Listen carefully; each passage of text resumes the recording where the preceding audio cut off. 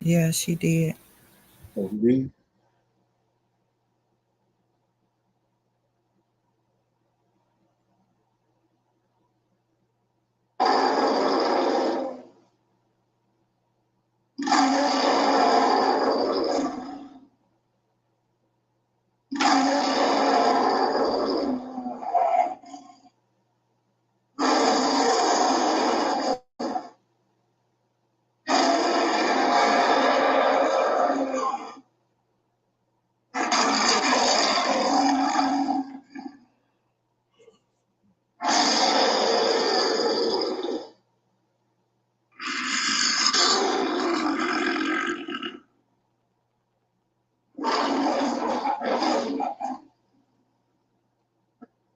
Hebrews, Hebrews, Hebrews. This is Prophets of Awakening. This is our Israelite Advanced Bible Study night, the 28th of November, 2023.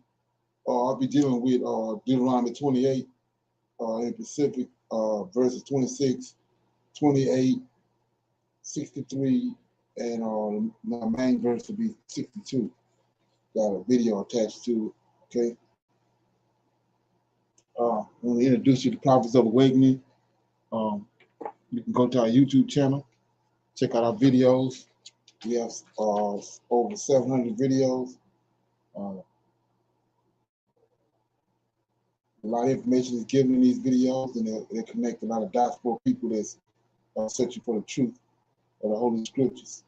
And if you like what you're hearing and receiving, I'm asking you to like, share, and subscribe to the channel. Okay? And for those who still need to support the channel, you can go to our Cash App down at the bottom of the screen. Okay? And our hours, our operation is uh, Tuesday nights, we have advanced Bible study for everybody, 8 to 10 Central Time. Wednesday nights, we got we read, doing a bunch of reading through the Tanakh, the Old Testament. We have that's 8 to 10 Central Time. Then Thursday nights is Israelite Women's Advanced Bible Study from 8 to 10. That's Central Time. Then we have our Men's Advanced Bible Study on Clubhouse, non-Messianic room on Clubhouse. Then we come back for our Shabbat. We have 2 Shabbat classes in the morning at 10 to 12 Central Time, and then we have our evening Shabbat class to close out the Shabbat from at 6 o'clock. Normally lasts about an hour. Okay, so with that being said, this is a non-Messianic channel. And by that, I mean that we only deal with the Tanakh, the Old Testament, so-called Book of Remembrance, and the Torah, which is the first 5 books of the Old Testament. We don't subscribe to the New Testament, the God in the New Testament, the apostles, none of that. Okay, that's for somebody else. So shalom and welcome to this channel, and welcome to our advanced Bible study class. We're going to do our normal, before we get started, a moment of silence, prayer, we'll do songs. We got some current events to keep everybody up to date on current events, and some need to know information. Then we go to our Q&A, and then we're going to our topic, which is Deuteronomy 28. Okay, so with that being said, this moment of silence is for the Lord of hosts, and all that he's doing to bring about our prophesied deliverance in these last days. So Lord, we come before thee at this hour on the day that you have given us for rest, praising you and honoring you because of your position both in heaven and upon the earth, a position in which Creator Yahweh have given unto thee. And through your spirit and counsel, Lord, we have awakened. We have awakened to know who we are as a people and who you are as our Savior and our Redeemer.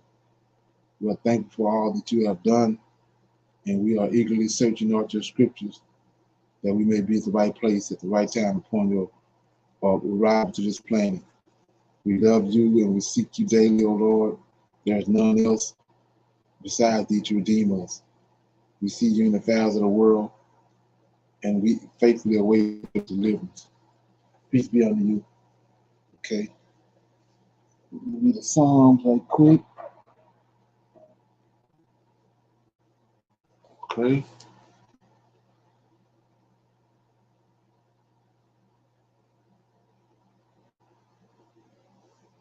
Okay.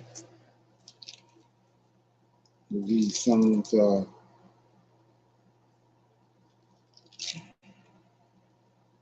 Psalms 50. So God is judge. Okay. Says, the mighty God, even the Lord, have spoken and called the earth from the rising of the sun unto the going down thereof.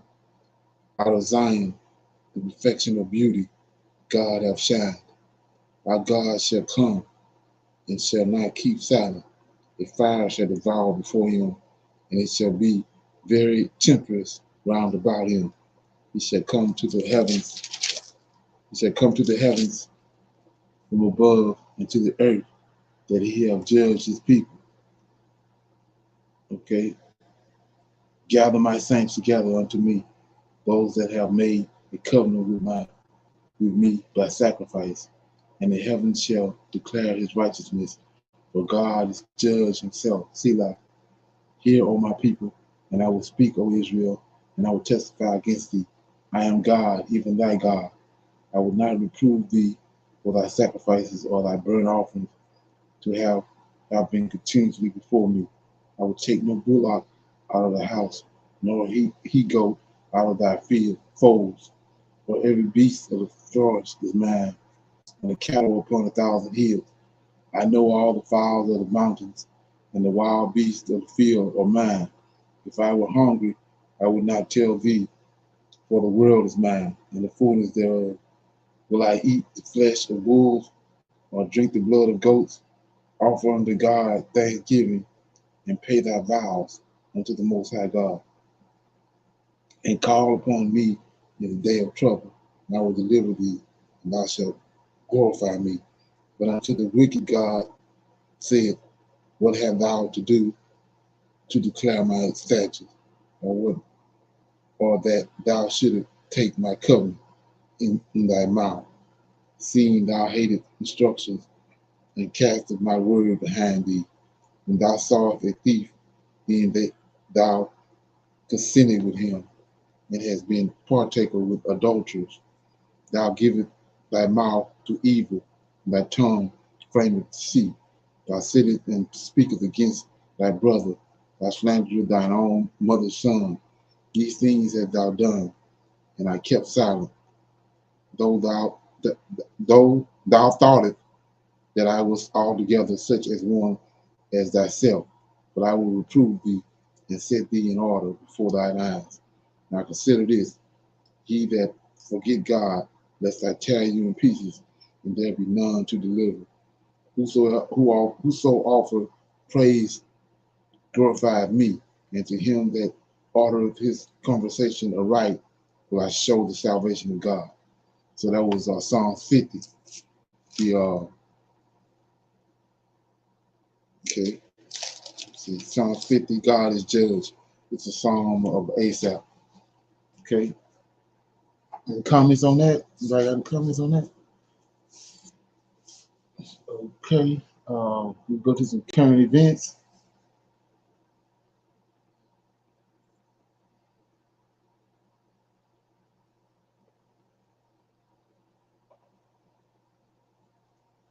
We have all watched movies where a country, in the name of protecting national interest, engages in biological research that would lead to the creation of bioweapons. And at the end of the day, either the bioweapon is at risk of falling into the wrong hands, or a mistake in the lab would lead to the spread of the bioweapon, which could be a virus or a pathogen, thereby endangering innocent people who do not know what is going on. And when the citizens are infected with the virus, the government will be trying to cover up their mistakes. Now, one thing that would probably go through everybody's mind is, why would a government engage in researching and creating something that is dangerous not just to its citizens, but to citizens across the world? Which national interest are they protecting? Well, one country that needs to answer this question is the USA. Now, if the USA had all its biolabs in its country, then that wouldn't be our business. But research has shown that the USA is the only country in the world that has biolabs in all the regions of the world, including Africa. In fact, it is reported that the US has over 30 biolabs in Africa and over 400 across the globe. Can you imagine that? 400 biolabs. Why do they need so many biolabs in Africa? What are they researching in these labs, and how do African governments allow the US to set up so many biolabs across the continent? These are questions that need to be answered. Since the beginning of the Ukrainian-Russian conflict, it has become indisputably clear that the US has been involved in creating and developing biolaboratories throughout the world. The first US biolabs were established in Africa in the late 1990s to fight AIDS and malaria. But like we said earlier, the numbers have increased to over 400 units.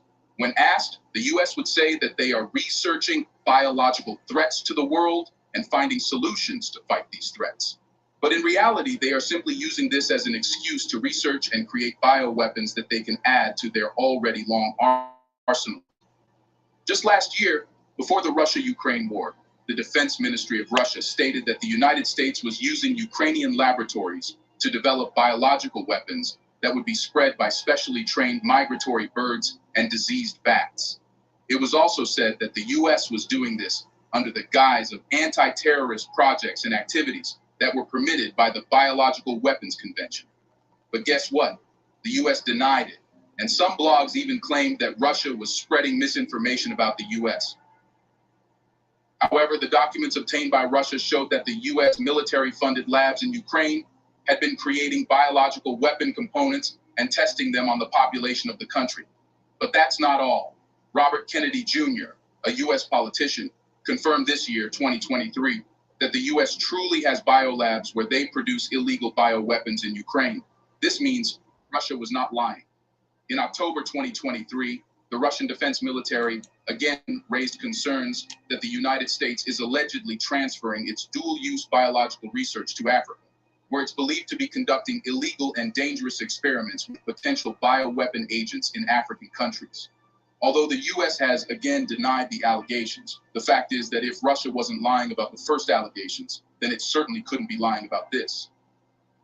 According to Dr. Ntsikelelo Breakfast, a senior lecturer at the Department of History and Political Studies at Nelson Mandela University in South Africa, the reason why the US is shifting its biological research to Africa is that the US is trying to expand its influence on the African continent, given that Africa is a strategic place that has always been a geopolitical battleground between great powers because of its resources. Dr. Breakfast stated that he believes that since the US already has lots of military bases in Africa, the biolabs would simply be subsumed into the military. Can you see another reason why Africa needs to dismantle all the foreign military bases on the continent? The report released by Russia also added that one of the reasons why the biolabs are set up in Africa is because it would be very easy for them to conduct dangerous experiments on the local African population without protest. Also, these experiments would be much cheaper to carry out in Africa and do not carry reputational risk. It may look as if these US labs are simple labs that were set up to help fight deadly diseases, but the fact is that these labs, where strains of deadly diseases are developed in Africa, are a threat to the African continent. Imagine if any of these deadly diseases, be they viruses or pathogens, happened to escape the lab. How disastrous would that be, especially for the African continent, where the expertise and equipment needed to contain these diseases are not yet available? Interestingly, these scenarios have happened a couple of times. According to reports by experts, wherever there has been an outbreak of an epidemic in Africa, there has always been a US lab close by. In Liberia, some articles published by Dr. Cyril Broderick, an infection and microbiological diseases expert, condemned the United States for creating and spreading Ebola fever pathogens. Dr. Cyril found out that epidemic outbreaks happen in the regions where the American biological laboratories are located. He also added that the secret operations of the US are aimed at creating and spreading the deadly virus, and that Ebola and AIDS were genetically modified organisms developed by military organizations in North America as biological weapons and specially delivered to Africa for testing. In Kaniva City State Hospital, Sierra Leone, where over 13,000 people were killed due to the Ebola virus, it was discovered that there was an American laboratory funded by the George Soros and Bill and Melinda Gates foundations. And guess what? Even if the US has repeatedly denied that their biolabs do not create bioweapons, It is very easy to believe otherwise because those labs are usually high security labs, and everything done in them is shrouded in secrecy. Whenever these outbreaks happen, the end result is always that the origin of the epidemic is unknown. It's worth mentioning that during the Ebola virus outbreak, the specialists operating on the scene were mostly Europeans and Americans. During that period, they gathered over 250,000 blood samples and took them to their countries for studies without the consent of their patients. This unlawful move allowed European and American pharmaceutical corporations to use the blood of African people who didn't agree to become donors for free, thus saving billions of dollars while creating a vaccine. One of the patients whose blood was extracted was a Guinean woman who had code C15.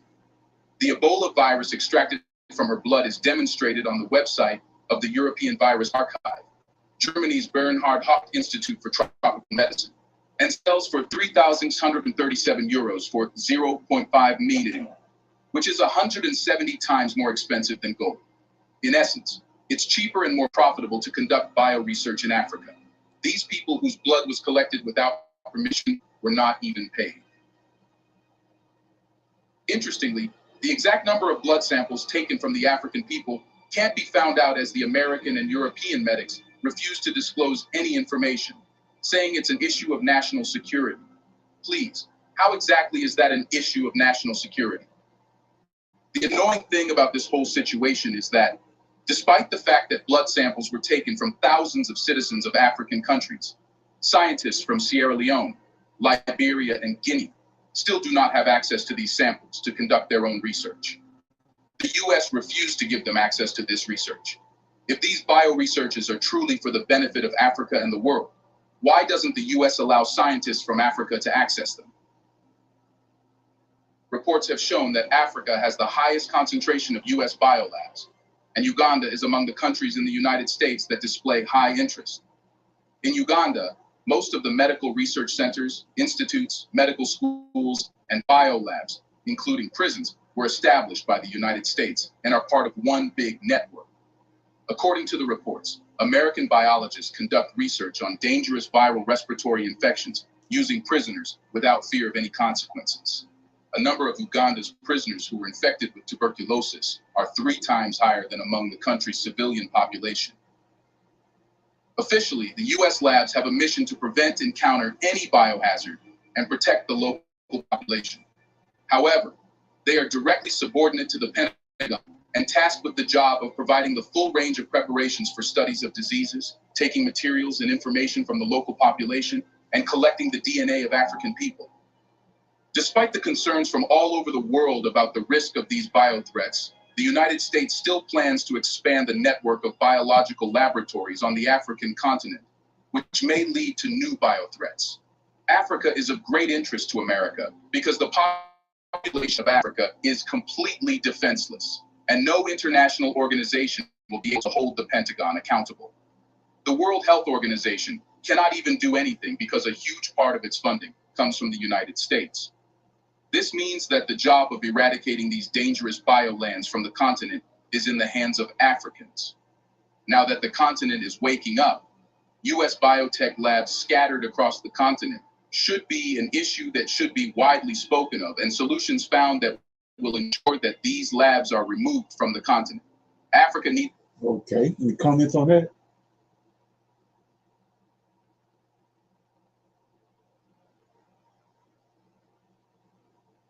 Okay.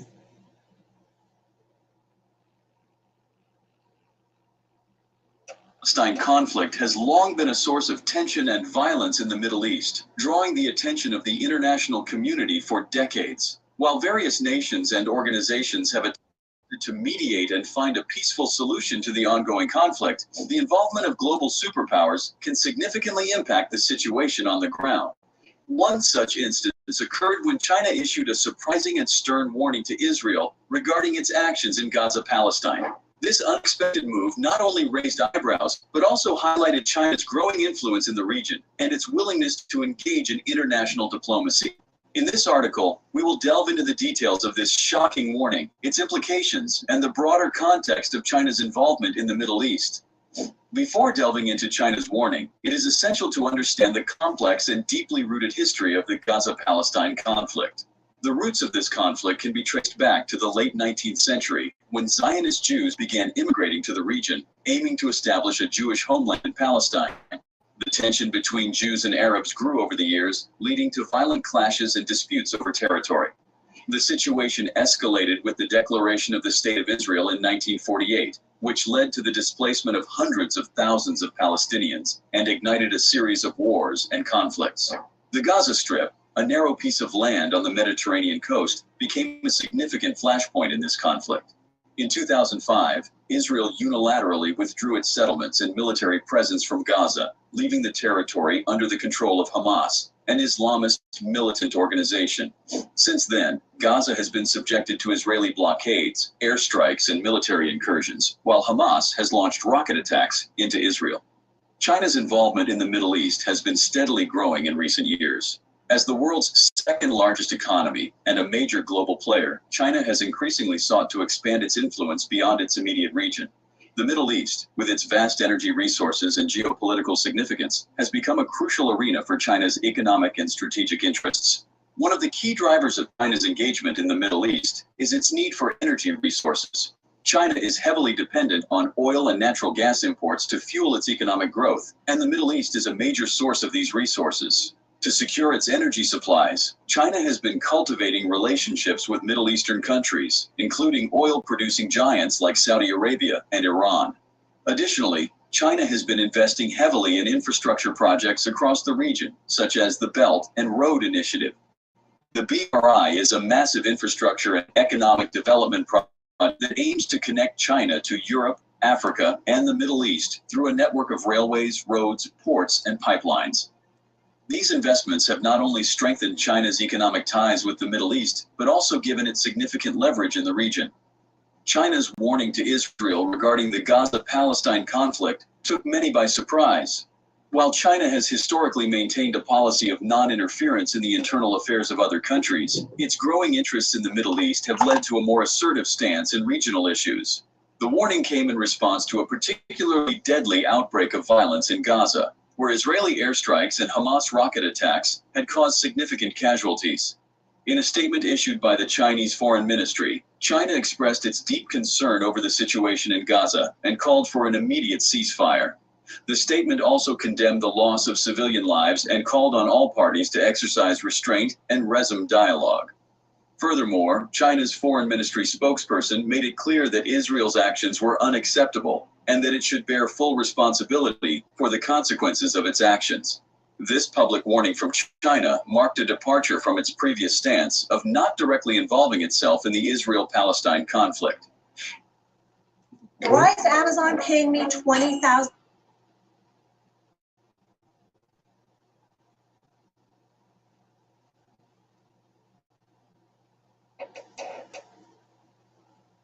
Signaled China's growing willingness to use its diplomatic influence to address pressing international issues, especially in regions where its interests are at stake.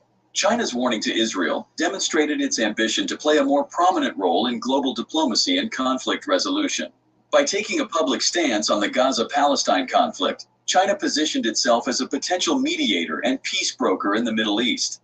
This move could help China enhance its reputation as a responsible global actor, committed to maintaining stability and peace in conflict-ridden regions. China's vocal support for the Palestinian cause in the Gaza conflict resonated with many Arab states in the Middle East. Arab nations have historically been critical of Israel's actions in the region, and China's stance aligned with their sentiments. This public support could lead to strengthened diplomatic and economic ties between China and Arab countries, further advancing China's interest in the region. China's involvement in the Middle East poses a challenge to the United States' long-standing dominance in the region. National community. China's foray into Middle Eastern affairs signifies its broader foreign policy shift towards greater global engagement and influence. As a major player in the international arena, China seeks to protect its interests, secure energy resources, and enhance its image as a responsible global actor. Its involvement in the Middle East, a region marked by historical tensions and ongoing conflicts, presents both opportunities and challenges for China. One of the challenges that China faces in the Middle East is striking a delicate balance between its various partnerships in the region. While China has cultivated strong economic ties with countries like Saudi Arabia, it has also maintained relations with Iran, a regional rival of Saudi Arabia. Navigating these complex relationships requires a nuanced approach, as any misstep could jeopardize China's interests and reputation. Further, Okay, any comments on that? See, China that stepped in, made their voice known up in the Hamas and the Gaza and Hamas conflict, which we knew was coming. Okay, got some needed more information right here. We're going to the left. Go to some Q&A.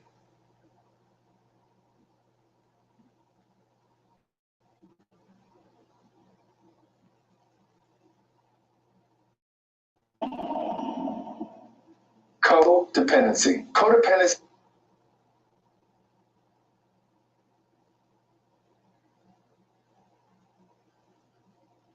This is Latasha.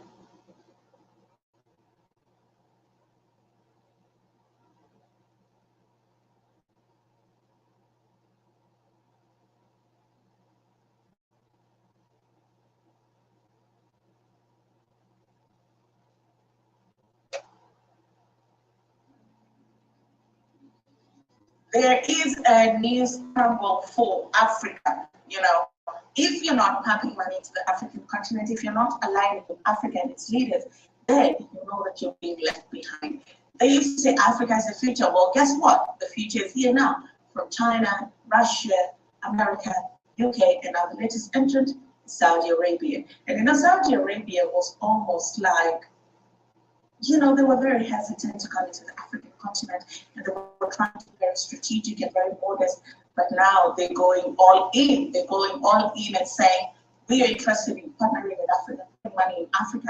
And this is going to be very interesting because we're going to see how it plays to counter the influence of the West on the African continent.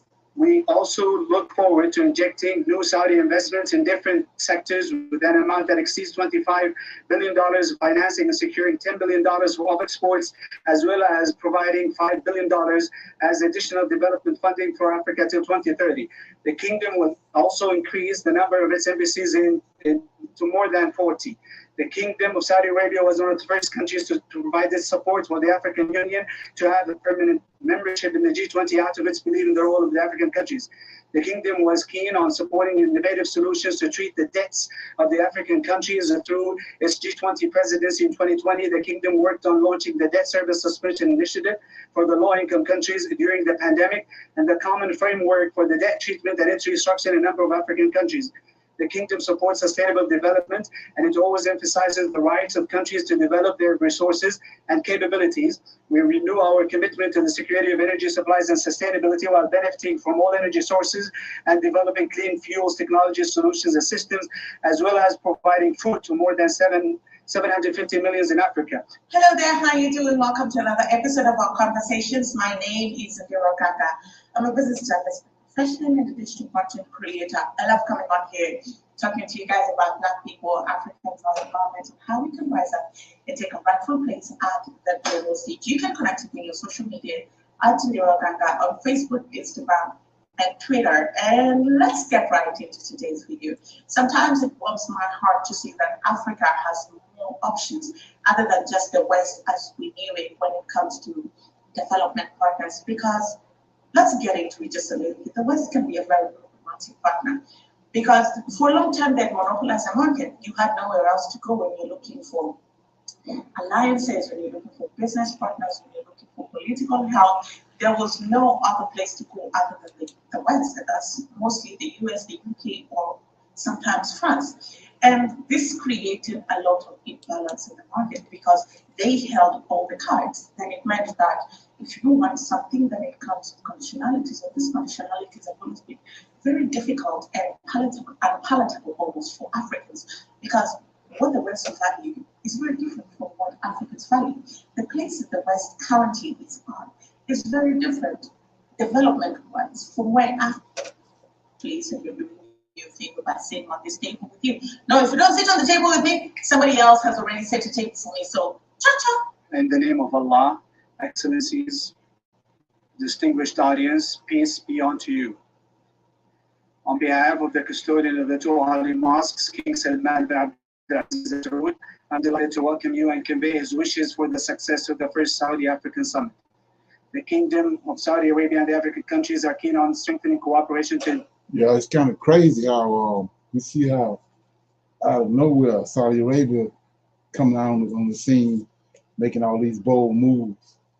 But so I got something for that a little later on. I'm gonna show you that a lot of people don't know anything about. But anyway, anybody in the comments on any of those current events, we're opening up for some Q&A. Anybody have any questions or comments about anything?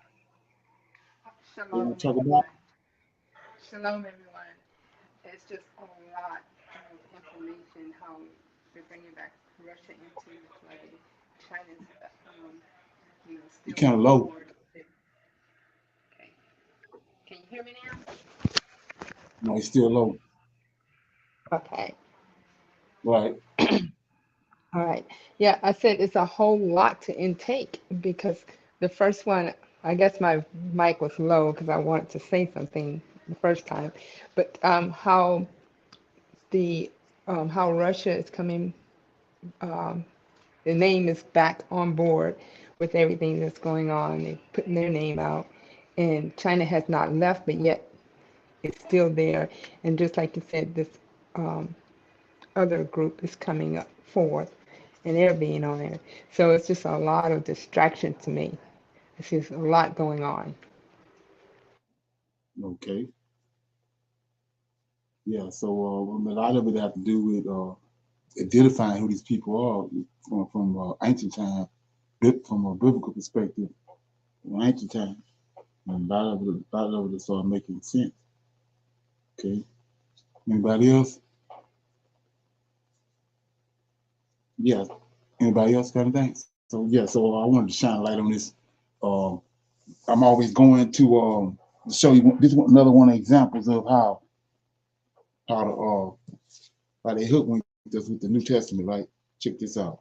I'm in Isaiah 60. I'm always reading this all the time because we're in the midst of this. It's a prophecy. A lot of people don't know it, but let's look at it real quick. Isaiah chapter 60. It says, okay, I'm gonna read the first 5 verses, and the verse I'm going to is verse 5. It says, arise and shine, for thy light is come, and the glory of the Lord is risen upon thee. For behold, darkness shall cover the earth, gross darkness the people, but the Lord shall arise upon thee, and his glory shall be seen upon thee. Then it says, and the Gentiles shall come to thy light, and the kings to the brightness of thy rising.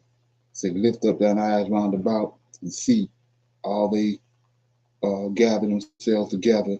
They come to thee. Thy son shall come from afar, and thy daughter shall be nursed upon thy side. And then verse 5, the verse I'm going to, says, then thou shalt see and flow together, and thine heart shall fear and be enlarged, because the abundance of the sea shall be converted unto thee. The forces of the Gentiles shall come unto thee. So if you go back and you look at how this thing all started at first, created a man and a woman on the 6th day. Then he rested. Then he went and he formed Adam. On the 8th day, Adam is a custodian of the planet. So my point is this: when did the forces of when did Adam and his descendants lose their blessings and their wealth? Because he made a covenant with Abraham. When did they lose it? How did they lose their blessings? Right? He says it's going to be right here in verse 5. The abundance of the sea, which is all this commercial, these ships that's with all the merchandise and all that, just where all the money being made. China is number one. That's where all the he says all that's going to be converted back to Israel, right? So my thing is when Israel lost it. Okay, well, let's go to Galatians. Like I said, if you You don't, you can't discern it and just let it roll off like water on a duck back. So, I mean, Galatians chapter 3. It's a golden nugget. Okay, Galatians chapter 3. This is one of the main purposes of JC, right? Why they concocted it. So, I mean, chapter 3, verse 14. I'm gonna read a little more after there, but I'm gonna show you how crazy this is. So, chapter 14, Galatians chapter 3, verse 14. Remember now the blessings that he gave Adam descendants, then Abraham, covenant with Abraham, right? It says, JC wasn't nowhere around when he did this. It says that the blessings of Abraham might come on the Gentiles through Jesus Christ, that we might receive the promise of the Spirit of the truth. So right here, this one was converted to them. They used JC. See that? That the blessings of Abraham might come on the Gentiles through Jesus Christ, that we might receive the promise of the Spirit through faith. Now watch how he try to explain it. 15, brethren, I speak after the name. Remember the covenant. I'm gonna read it in a minute, but remember the covenant he gave with Abraham. JC, he ain't nowhere around. And that ain't how the Most High worked. If he was part of it, his name became of then. Okay, so it says, brethren, I speak after Paul, right? Brethren, I speak after the manner of men, that would be of a man's covenant. Yet if it be confirmed, no man disannul or added thereof. Now to Abraham and his seed were the promise made. He said not, and to his seed as of many, but as of one, and to thy seed, which is Christ. See that? He wasn't nowhere there. I'm reading. He wasn't nowhere around when he made the contract. He ain't told Abraham nothing about no Christ, no Jesus. So 17, and this I say, that the covenant that was confirmed before the God in Christ, where he coming from all of a sudden, with the covenant with Abraham, the law, which was 430 years after, cannot disannul that it should make a promise of none effect. For if the inheritance be of the law, it is no more a promise, but God gave it to Abraham by promise. Wherefore then serveth the law, it is not added because of the transgressions to the seed shall come to whom the promise was made, and it was ordained by the angels in the hands of the mediator. Right? We already know who the mediator is. So we way off in left field right here. The mediator. Now the mediator is not a mediator of one, but God is one. Is the law then against the promise of God? God forbid, for if there be a law given which could have given life, verily righteousness should have been by the law. But the scriptures have, now look at this, but the scriptures, the Tanakh, the Old Testament, the scriptures have concluded all under seeing that the promise by faith of Jesus Christ might be given to them that believe. Like I said, where he come from? None of this he ain't mentioned in the Old Testament. When he made the covenant with Abraham, he ain't mentioned nowhere. So let's go back. I'm going to show you this something, what it says in 19, to the promise. All right, up here, 18, for the inheritance be of the law, it is no more a promise, but God gave it to Abraham by a promise. Wherefore, then serveth the law, it was added because of the transgression, sin. Sin came into the world. When Adam and Eve sinned, till the sin should come to whom the promise was made. So this is what he's talking about. Go back to the beginning. You watch how crazy this is. So go back to when these two boys were born, Cain and Abel, right? It says,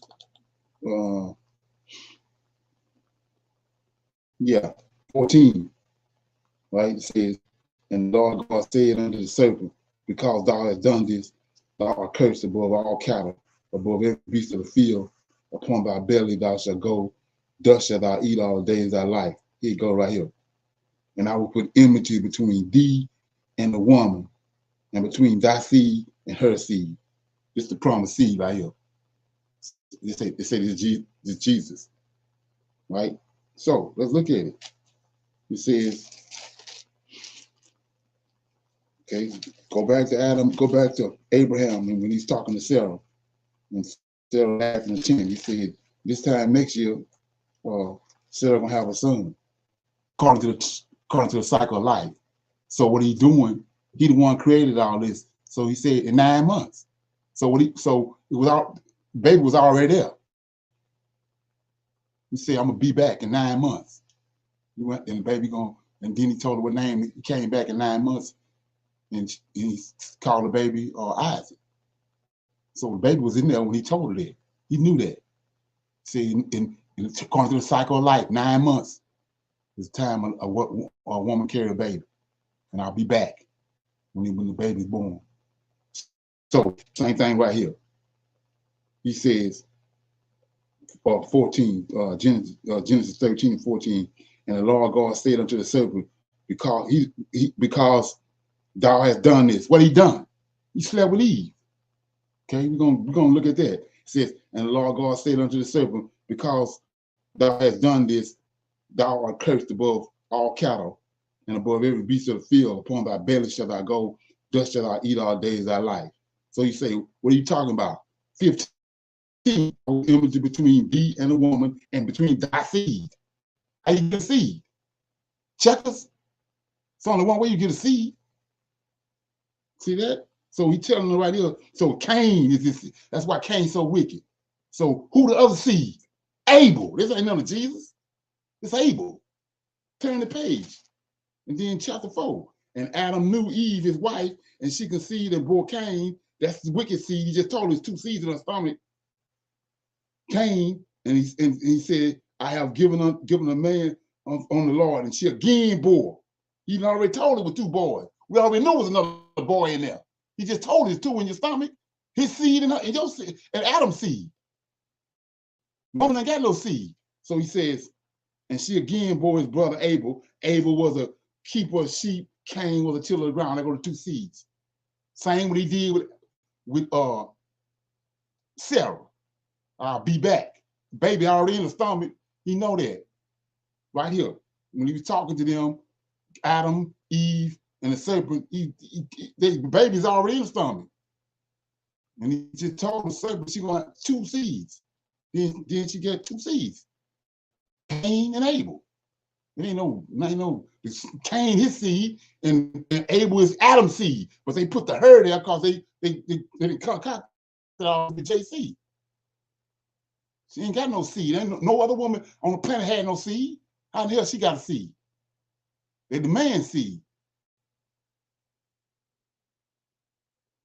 So right there, like I said, all this is concoction. So they got all like the guy said, when they went to Africa, they looked up, they had all this land, all this wealth.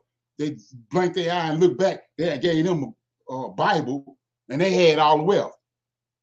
How? GAC. Like Galatians just said. Like I was telling you, it just wrote it. Because we ain't figured it out. We listen to this, it's written in red, just like they did Horace. That's where it come from. Everything Horace said was written in red. So you read it and you trying to make it work. It ain't working because it's garbage. And that's why it ain't working. So they use JC to convert the forces of the Israelites to him. That's what they used him for. That's what the New Testament for. Stole all our wealth and everything through JC. He ain't nowhere in the Old Testament. Like I said, read it on your own time. It's Galatians chapter 3, verse 14. What the Most High is talking about in Isaiah 60, when he said the forces of the Gentiles are going to be converted back to us. Well, how they got it? JC and the Gentiles. The Most High said Gentiles is our enemies. Why would he bring somebody? Why would he bring somebody to die for the Gentiles? When the Gentiles are our enemies. We see that all over Book of Jubilees. That's why they don't have it in there. They took it out. Keep telling you, if you marry a Gentile, you disown your family, all that. Gentiles is Israel enemies. That's who That's who Greeks, the third and fourth beast, the Gentiles. Greeks is the third beast, and Romans is the fourth beast. Both of them is out of Japhet. Genesis chapter 10. So, like I was saying, now in 2023, what I'm saying is elementary. It's elementary. You know, 10 years ago, it might have been profound, but it's elementary now. So if you still funding with JC, something ain't right. Yeah. So, okay. Any comments? Shalom. Yeah. Okay. Yes, sir. And like has been said, if you practice something, you teach them something over and over without showing them the truth, they're going to believe what has been said to them. And if you teach them how to read the Bible in a certain way, they're going to continue to read it the same way and not go back, because there's always a beginning. New Testament is starting from something different, something they like to say new, bringing on a new character, JC, not going back to the beginning where the beginning starts. You have to have a beginning before you have an end. And this new thing, like you were saying, he's not even on board in the beginning. Right.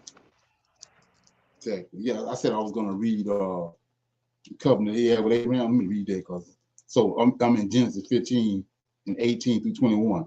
It says the Lord's covenant with Abraham.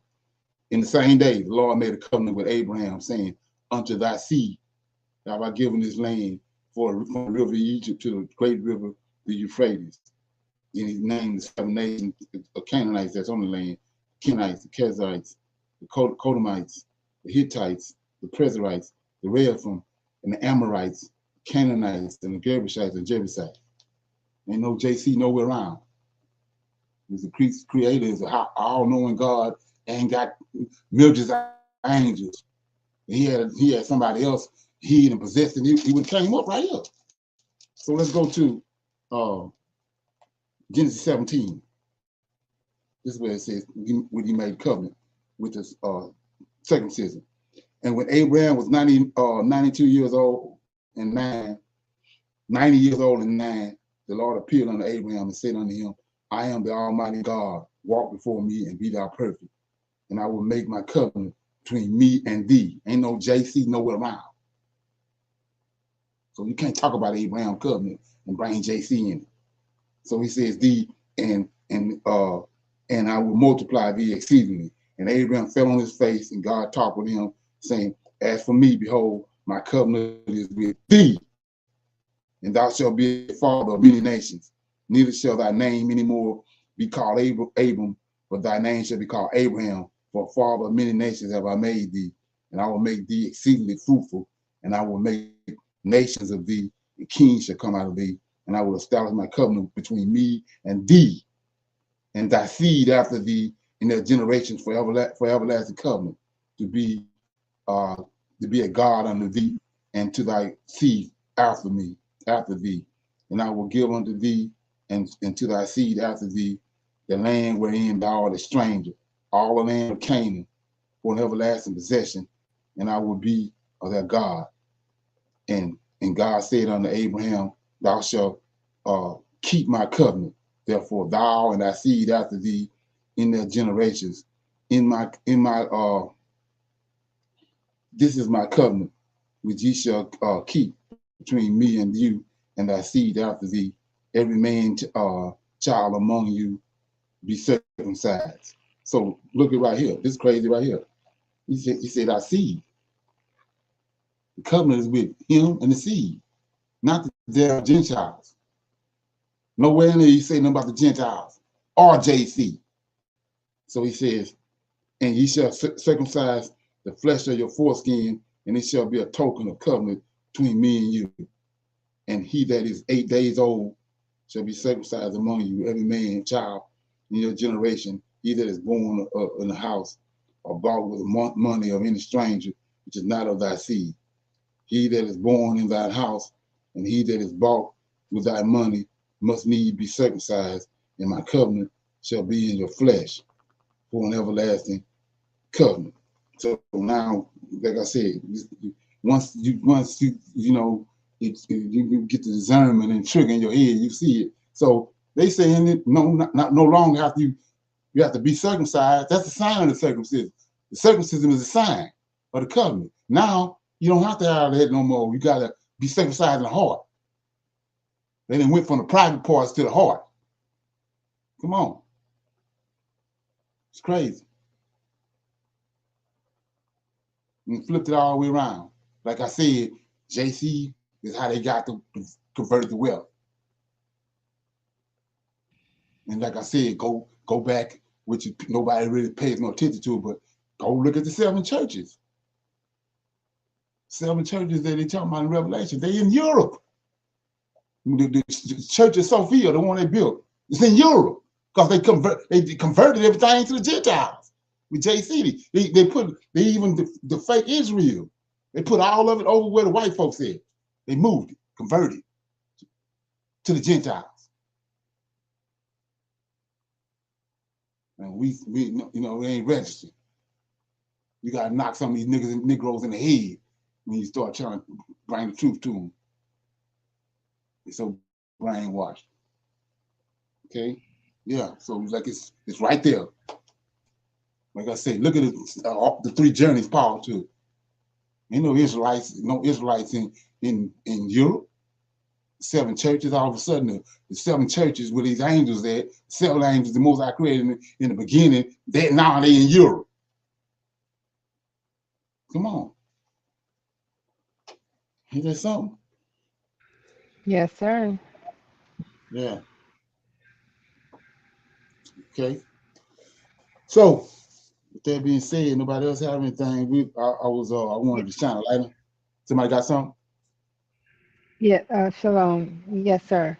When you were talking about the circumcision and they're saying it's in the heart, is that baptism is one of the, when they're saying be baptized, is that something like they were talking about making a covenant with the Most High to be baptized? Is that something they added? Yeah. So, like I was saying, what you have to understand, these people came out of nowhere. People of color. The Hamites are 6-day man. I just told you on Genesis 1:26, they created a man and a woman. They ain't none of Adam. Created a man and a woman on 6th day. 1 day with the Lord is 1,000 years. 2,000 years pass before you get to Adam. Then he made Adam. That's where the people that Cain went to, that had been on the earth for 2,000. They had multiplied over 2,000 years. So anyway, Ham is 6-day man, and then on the 8th day he came and he made a man, which is Adam. He formed it. Then he breathed into his life, to his mouth, breath of life, and then later on he saw that Adam needed to help me. Then he formed a woman. But the man in Genesis 1:26 was created with a woman with him. There ain't none of Adam. So anyway, you see that Ham, those 200 angels that came down in the book of Enoch, they came down in Egypt. That's why Egypt is the greatest civilization it is. So they worship the Nile River, right? Yes, sir. So that's where baptism comes from. They took the Pharaoh down to the river, baptized him in the water. Like I said, JC Ptolemy went to Egypt when he took over Egypt after Alexander died. He told the Egyptians to make him a king, make him a god like they did with Osiris and all them. So they made Serapis. That's how Jesus came on the scene. That's the God they took to the council of Nicaea and they changed him over and made him Jesus Christ. But everything that they are operating out of is out of Egypt.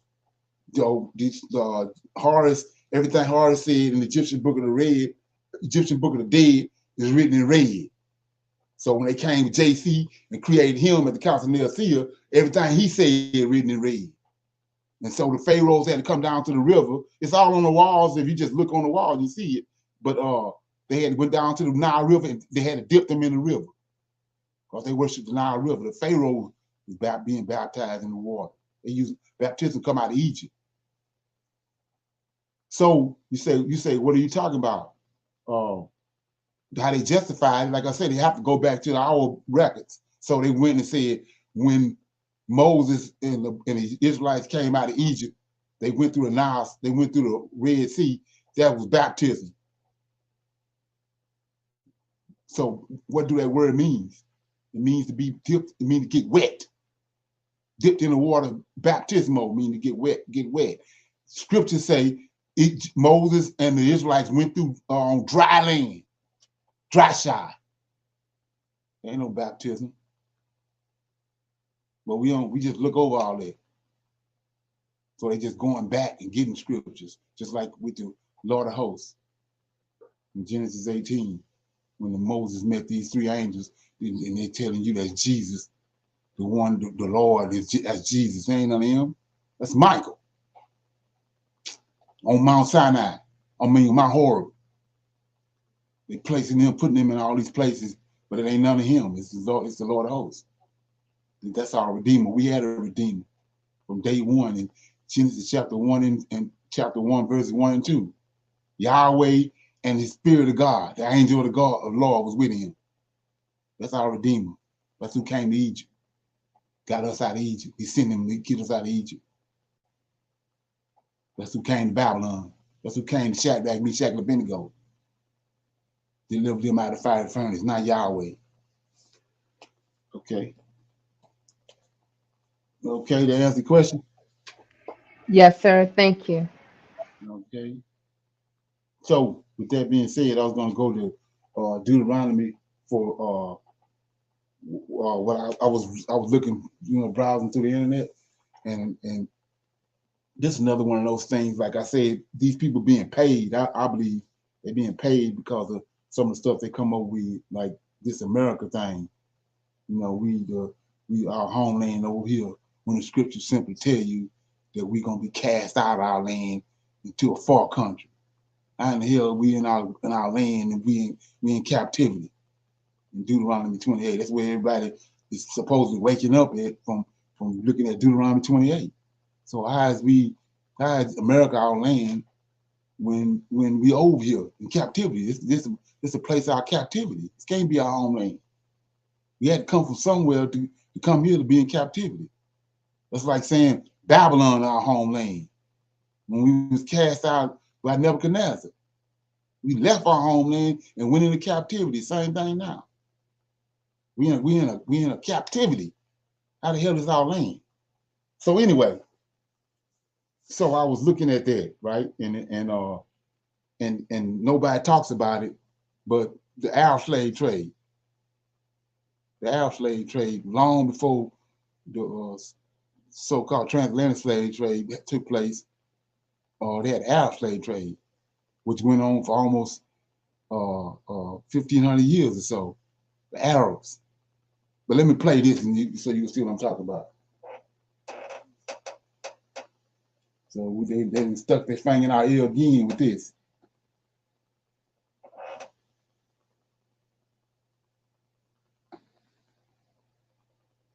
Okay. And last, in modern times, to ship millions of Africans out of the continent as slaves. The Arab history of anti-Black racism predates European. So these Israelites. So how in the hell 400 years? They're talking about in Genesis 15 is talking about the transatlantic slave trade. 400 years, for 1,500 years, the Arabs were doing this. This straight out of Deuteronomy 28. And anti-Black racism by several centuries. The early Islamic Empire exhibited all the characteristics of anti-Black racism, and Blacks suffered the lowest form of bondage. Europeans took photographs of chained Black African slaves in Arab slave trading vessels on the east coast of Africa in the 1880s. Slavery persisted openly in Saudi Arabia and other Muslim countries in the latter half of the 20th century, 100 years after slavery was abolished in the United States. As late as the 1960s, African Muslims still sold slaves when they arrived on pilgrimages as a way to... So that's why I was saying, I'm not gonna stop it no more, but that's why I was saying you gotta go back and trace these people's history. Now we see why these Arabs coming on the scene. There's something going on with them. It's now all of a sudden we at the end and they are coming on the scene. Come on, look what they was doing right here. You think these white folks was doing something over here? Watch this. To finance their pilgrimages, Arab nations lagged far behind the rest of the world in abolishing slavery. Come on. You want to hang out all day and do it? Mm-hmm.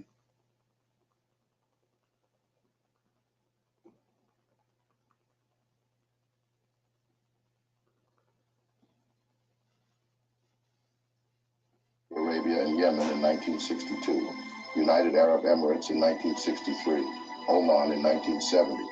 However, unlike the rest of the Arab nations, hereditary racial slavery persists in Mauritania, despite multiple official attempts to abolish it. In 1981, by presidential decree, Mauritania became the last country in the world to abolish slavery, but no criminal laws were passed to enforce the ban. Under international pressure in 2007, the Mauritanian government passed a law allowing slaveholders to be persecuted. However, that law has rarely been enforced. Far more anti-slavery human rights activists have been prosecuted than the handful of Mauritanian white masters. In addition, slavers are offered compensation for freeing the enslaved, while the victims of the brutality are offered nothing. In 2015, under international and some domestic mobilization pressure, the Mauritanian government created 3 special courts to prosecute slavery, but so far they have only tried very few cases. However, that's just not all about this oddly unique sect of slavers. The Arab slavers at some point in history, driven outrageously by their odd ambition for economic power and human control, had their African male captives subjected to unimaginable suffering and exploitation. Castration. Yes, you heard correctly. Right here. Now, it is of utmost importance to note that what you are about to hear might seem like comparing which, between 2 evils, is better. It does not detract from the fact that the trade in human beings was unspeakably hideous. In the Americas, slaves were allowed to marry, though their children could be sold off like puppies right before their eyes. But what happened to the blacks enslaved by the Arabs? Check this out. Arabs castrated African slaves. Thus, they could not reproduce their kinds to multiply and replenish the earth. Welcome to yet another video segment. In this video, we are taking a dive at one of the dark... So let's look at that right quick. So he said they were being castrated. You're not going to believe the numbers if they were castrating them. So let's look at the numbers. Let's look at the Deuteronomy 28 right quick.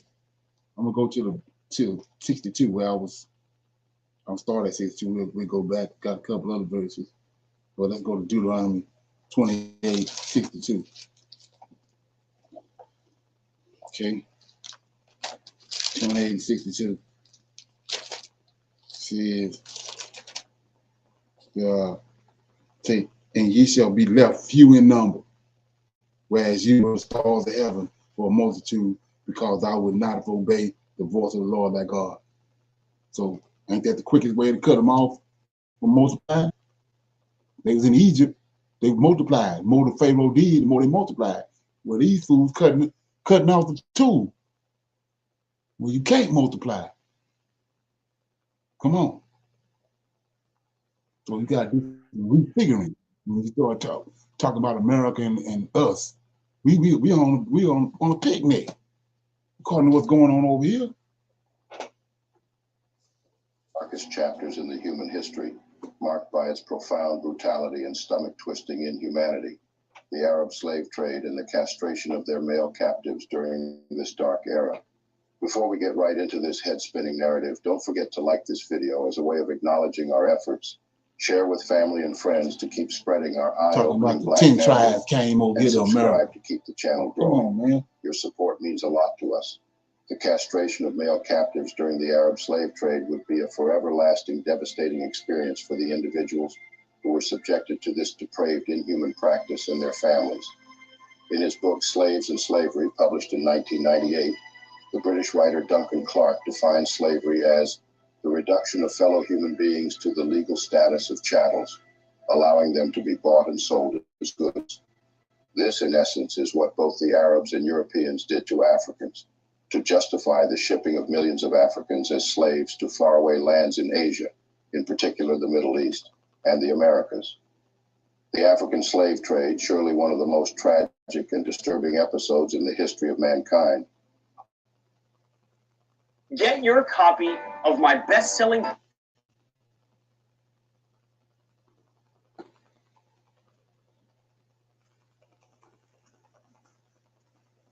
book had it. So when you really open your ears up, like just what he just said, they was transported to Asia and the Middle East, right? Well, damn, I thought this was the Israelite came from the Middle East. Come on, see what I'm saying? Its origins in the intervention of forces from the civilizations that developed in the regions of the Mediterranean Sea, today's Europe and the Middle East, See that? into the arena of the more fragmented civilizations of sub-Saharan Africa. Africa became a source of slaves for the cultures of the Mediterranean world many centuries before the discovery of the Americas. But it was that discovery and the resulting shift in focus towards the Atlantic that prompted the culminating explosive growth in slavery with such tragic effect. Slavery was, in fact, a central feature of life in the Mediterranean world, especially in Mesopotamia, ancient Egypt, Greece, Imperial Rome, and the Islamic societies of the Middle East and North Africa. The most important source of slaves in medieval Europe, Clark's research shows, was the coast of Bosnia on the eastern shores of the Adriatic Sea. The word slave and its cognates in most modern European languages is itself derived from Sclavis's meaning Slav, the ethnic name for the inhabitants of this region. For various reasons, including the harshness of the terrain and endemic warfare among local clans, Bosnia proved the most convenient and long-lasting of these slave-supplying regions. Whichever clan gained a temporary upper hand was always willing to sell its captured rivals in exchange for the goods of the Mediterranean world in the markets of the ancient Romanized city of Ragusa, that is, present-day Dubrovnik. From there, Slavs were shipped as slaves by Venetian merchants to supply new markets in the Islamic world.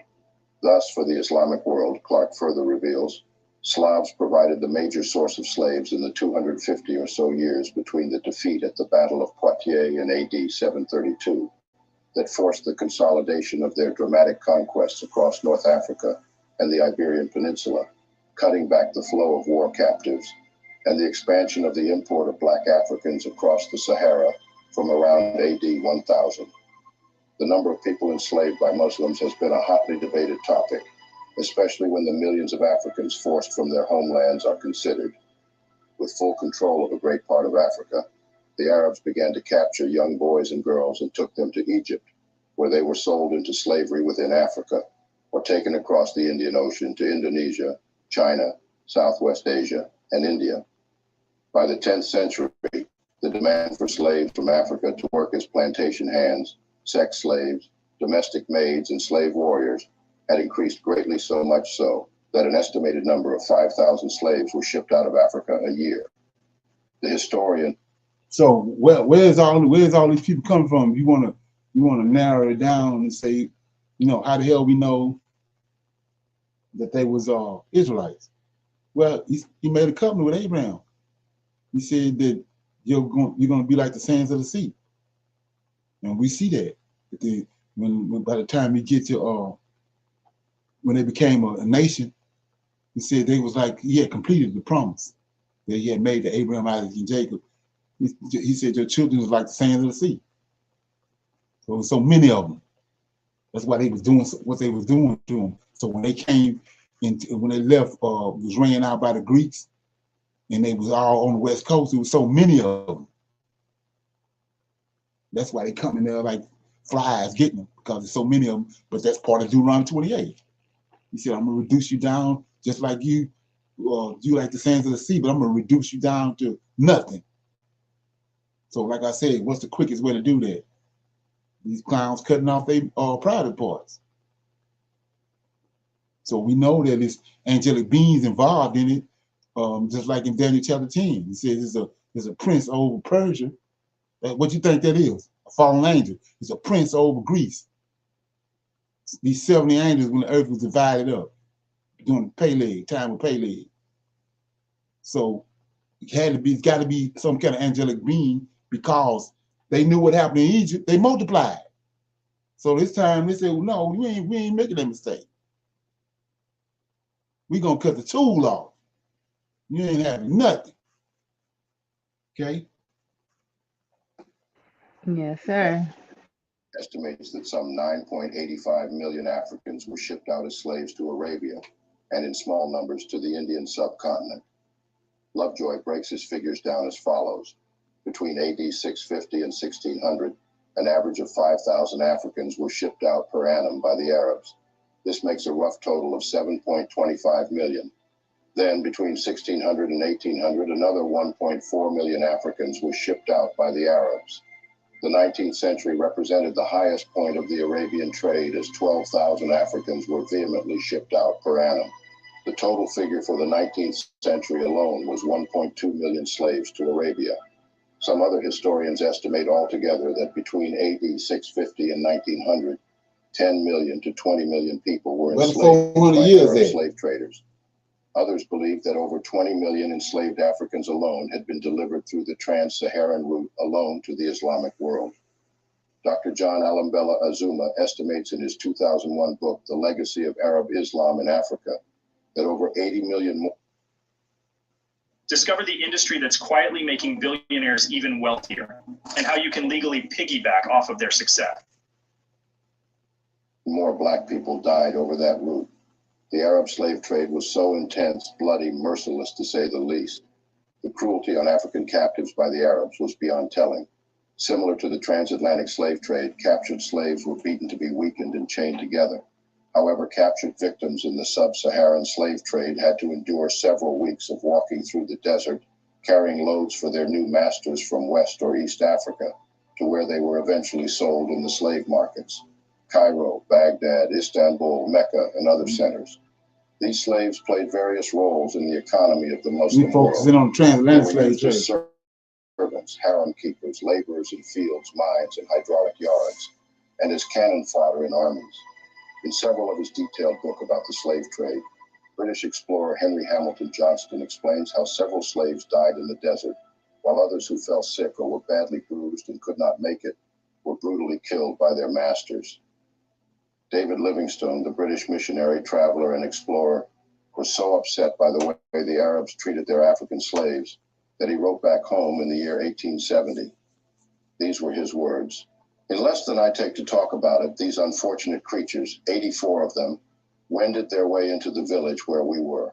Some of them, the eldest, were women from 20 to 22 years of age, and there were youths from 18 to 19 years. So let's look at this, man. This is crazy. So the white man right here writing a letter back, and he said that he felt sorry for these creatures, right? So we animals, but you gave us this book, right?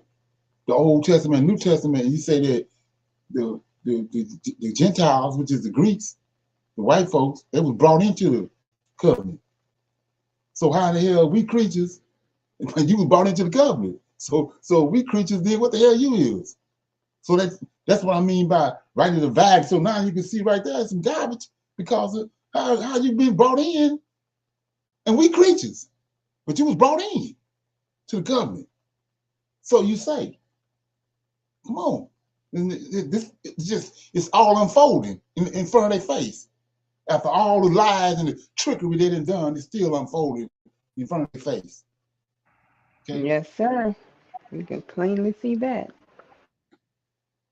But the large majority was made up of boys and girls from 7 years to 14 or 15 years of age.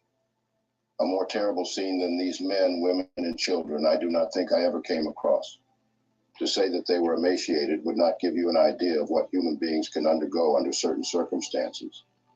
Each of them had his neck in a large forked stick weighing from 30 to 40 pounds and 5 or 6 feet long, cut with a fork at the end of it where the branches of a tree spread out. This is how we know the Israelites. They were tethered with bark thongs, which are of all things the most cruel to be tied with. Of course, the bark thongs are soft and supple when first stripped off the trees, but a few hours in the sun would make them about as hard as the iron round packing cases. The little children were fastened by thongs to their mothers. As we passed along the path through which these slaves had traveled, I was shown a spot in the bushes where a poor woman the day before unable to keep up with the march and most likely to hinder it, was cut down by the axe of one of these slave drivers. We went on further and were shown a place where a child lay. It had been recently born, and its mother was unable to carry it from debility and exhaustion. So the slave trader had taken this little infant by its feet and dashed its brains out against one of the trees and thrown it in there.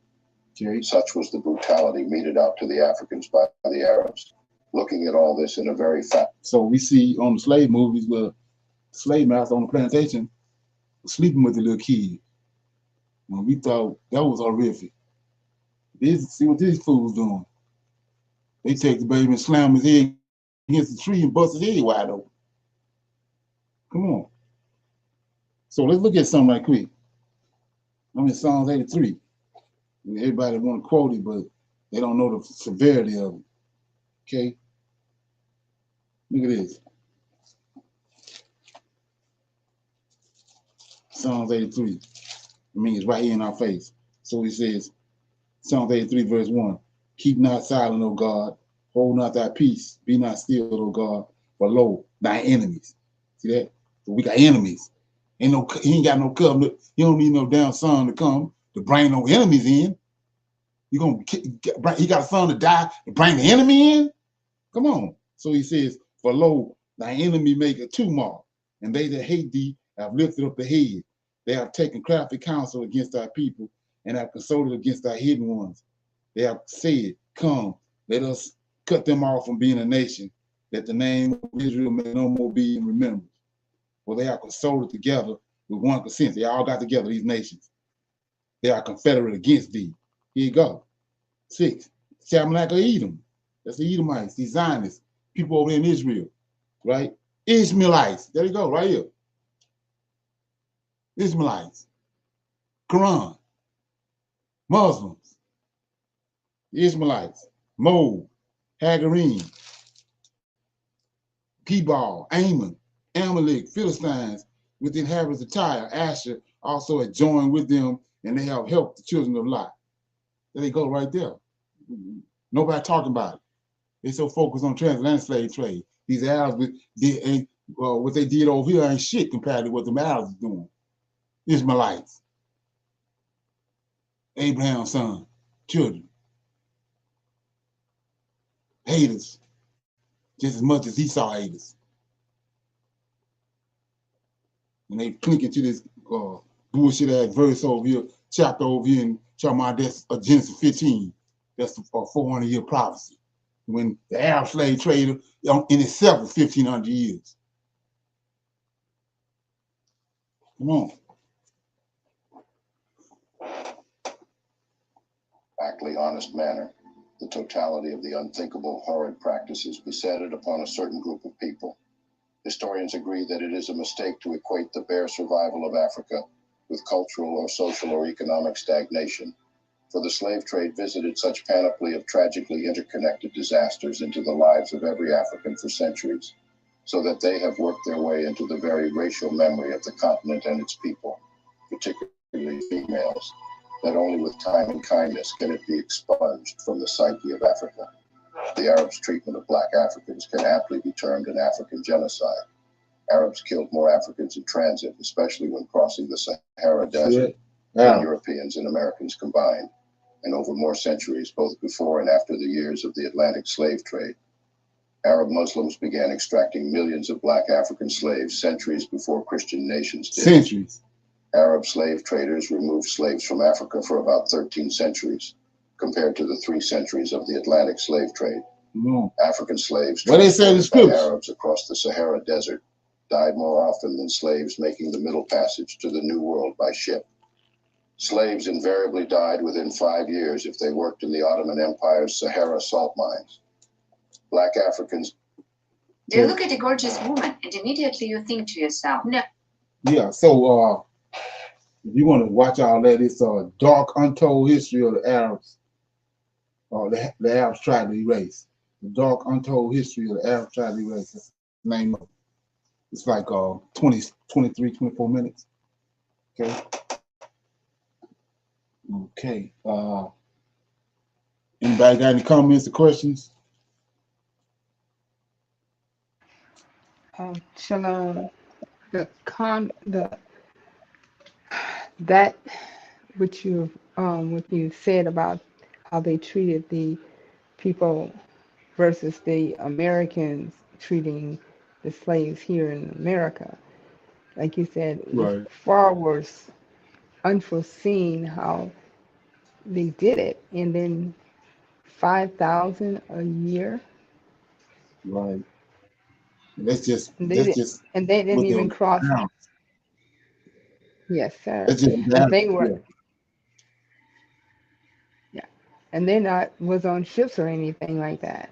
So Right. they had to walk versus Oh yeah. coming across the water, sitting down, laying down. They had to walk to wherever they were going, Right. being taken.